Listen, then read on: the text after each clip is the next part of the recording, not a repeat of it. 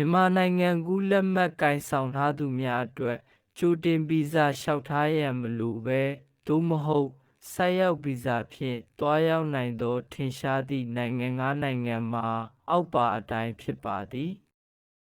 နိုင်ငံသားများအသွားအများဆုံးနိုင်ငံဖြစ်သည့်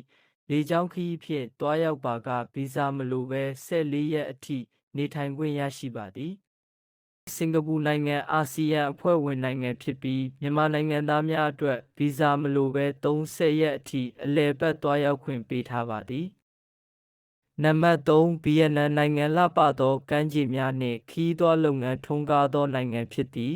ဗီဇာမလိုဘဲ30ရက်အထိနေထိုင်ခွင့်ရရှိပါသည်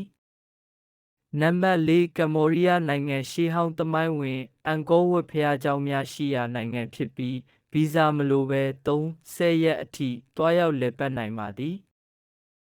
နံပါတ်5မော်လဒိုက်နိုင်ငံကမ္ဘာကျော်အပန်းဖြေကျွန်းစုများရှိရာနိုင်ငံဖြစ်ပြီးမြန်မာနိုင်ငံသားများအတွက်30ရက်ဆိုက်ရောက်ဗီဇာအခမဲ့ပေးထားပါသည်